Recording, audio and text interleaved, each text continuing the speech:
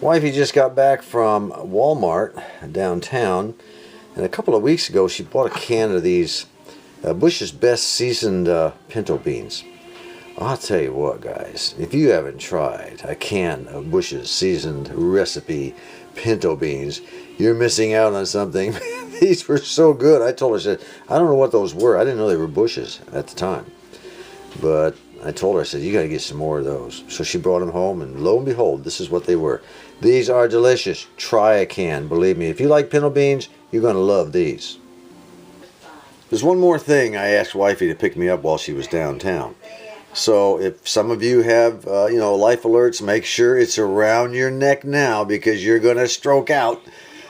This is what I asked her to get me. Manteca. Y'all don't know what that is, do you? Lard. This weekend, we're going to cook something in lard. Yes, we are. And I guess what? I bet the next day I'm still alive. Another update on the Hammerlin HQ129X for those of you who have been following that overheated power transformer deal I had to mess with. You'll remember I could not get the connector I used through the louvers on the side of this thing in the rear to where I could hook up the fan. The connector was too big, so I had to go with something smaller, which I have. I used a really small Molex connector, just a 2-wire connector, and it's nice and flat now. And she'll slip right up through there with no problem at all, just all the way through, and then I can go ahead and up in the back and just slip it on through, and she connects perfectly. Actually, what I've done is I've got the wire, the other half of it, hanging out the back. So all I have to do is connect onto it, and they both go right through the louvers with no problem. So until further notice, that'll be the end of this little deal. 5, 0, 8, 7, 9. Well, I thought that was going to be the end of the HQ129. However, I found out that my signal meter has quit working, so I just thought I'd tune around and see if I could get some kind of action out of it. Looks like I'm going to have to dig into that too. And I ran into a number station. How about that? Let's see if we can get another. 5, 3, 8, 1. Ladies and gentlemen, that's what a number station sounds like. Unbelievable. I'm on the 10 to 18 megacycles range, and it looks like I'm about 11.5. Let me see here. Yeah, I think that's the range. Yeah, right there. It's 11.5. So that's the second time I've run into a number station. I ran into one on my Silvertone floor model radio one day. Anyway, now you know what they sound. Let's see if we can listen one more time.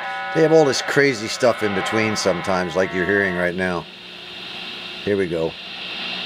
3, 8, 6, 6, 6. Okay, cool, huh? Well, wouldn't you know it, Wifey calls me at work yesterday and says the hot water tank is leaking water all over the place. Oh, isn't this just wonderful? Look at that mess down there. Apparently it's been dripping for quite a while. We never really noticed it. And she said it's finally bursted loose. So anyway, we went ahead and bought another one. I'm in the process right now of installing it.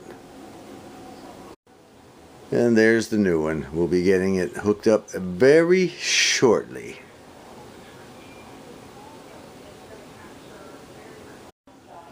Well, we're almost done. Won't be too long. I'll have to put a pressure relief valve line here down to the, I have a hole through the floor in case it overflows or anything, but the last time I changed the water heater here, it was just a mess up at the top. I don't know, it was done in the 60s, I guess.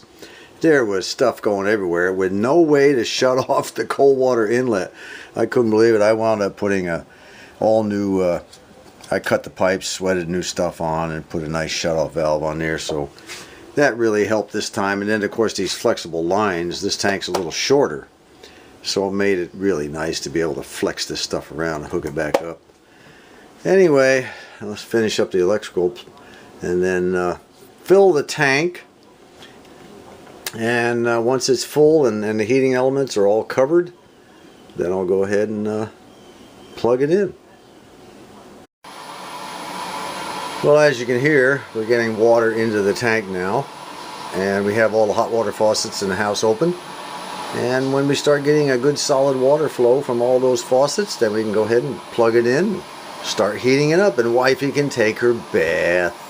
Right now I think I better put a little bit more tape around here just for protection. This is kind of an old wire, but it's still serviceable. Alright, steady stream up from the hot water tank. Now we'll go plug her in. Well, it's been about 15 minutes and we have nice hot water. Get a little bit too warm. And no leaks anywhere. And we got lucky one more time. Well, it's Friday morning, and around 8 o'clock I put a couple of chickens in our smoker, and it's been about maybe 20 minutes now. I'm getting ready to put the thermometer in. These chickens are for the maintenance boys where I work. I told them I'd bring it in, a couple of chickens in today for them, nice and smoked, and the wife's going to put them in the oven and crisp them up a little bit afterwards, crisp the skin.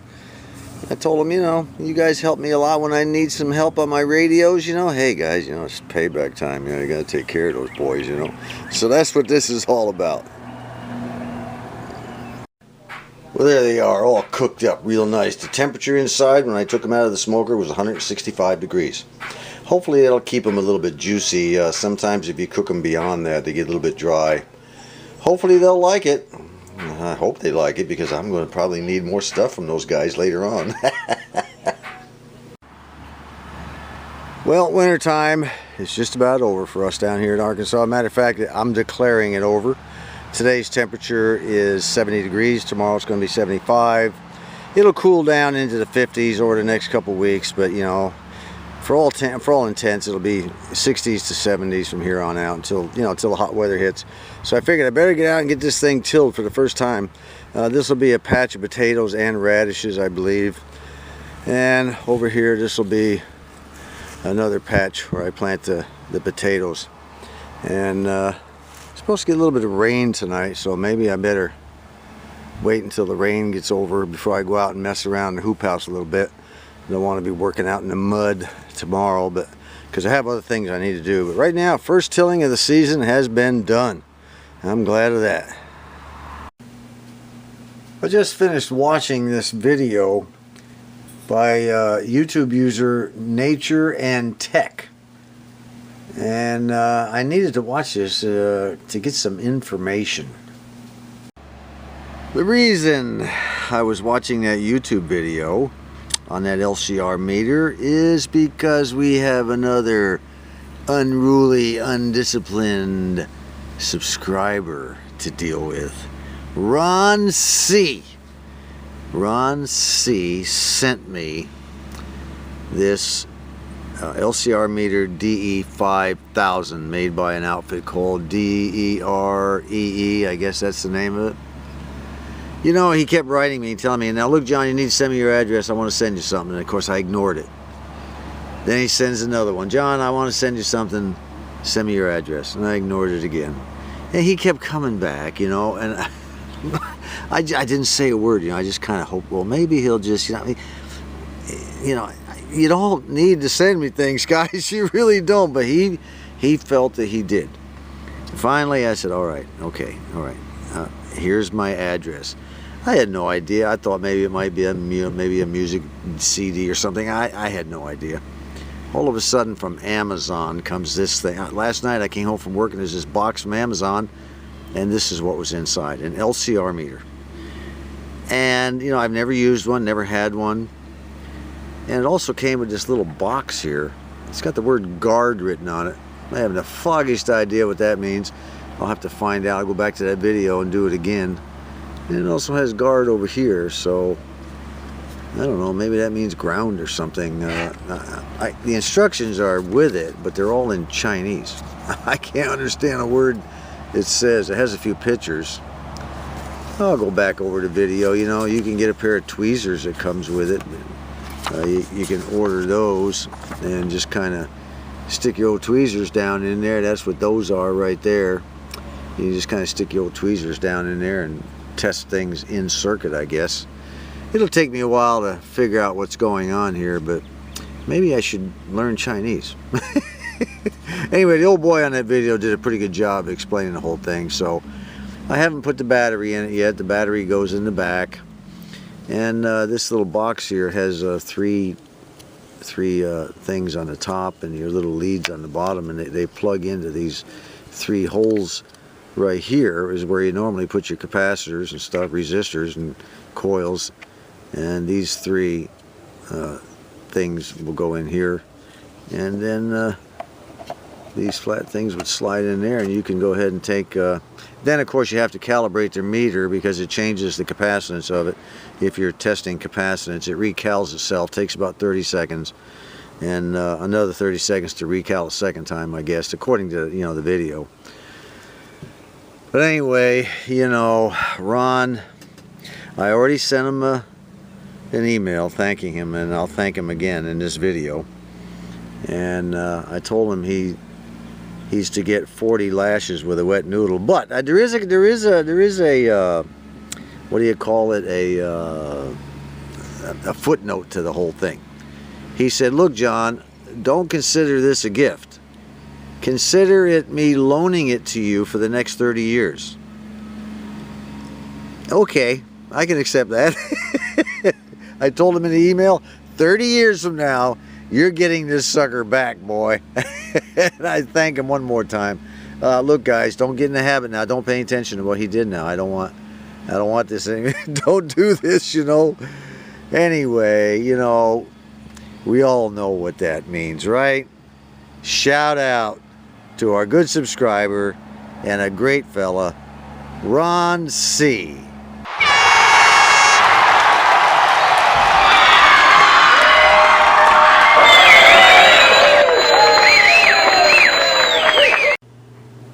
Well, those old boys I cooked the chickens for at work, they really like those things. They went down on them like I don't know, ravenous animals. I went to work early. I dropped the chickens off, and under tinfoil, and it was still hot and everything. And I said, "Look, this is for you. I'm on my way to a flea market." I came back about 30 minutes later, and those chickens were 100% gone, totally eaten. I said, "My God, where's the chicken?" They said, "They're gone. We liked it. It was delicious." So you know what that means, don't you? They're going to want me to do a couple more in the future. You can bet on it. But when that time comes, they'll be buying the chicken. You can bet on that. Anyway, I'm stuck cleaning it up for the next smoking. I don't mind a bit. I'm glad they enjoyed it. Tell you what, let's wrap this video up by cooking some chicken drumettes. I love fried chicken drumettes. Also, I like them deep fried, but we're going to fry them in the iron skillet. I've got some flour over here. I'm going to add some garlic powder to it. I'm going to add a little pepper, a little salt, not a whole lot, and then I'm going to add some smoked paprika. And that should taste pretty darn good. I may wind up adding something else, but right now I think that's basically all we're going to do. And then we're going to fry it in lard. Yes, we are, lard. There's all the seasoning. We're going to go ahead and mix it all up now. I may wind up adding a little bit more, depending, because there was quite a bit of flour here. I didn't know how much it was going to take to cover all these drumettes, so I may wind up adding just a little bit more. That's basically it.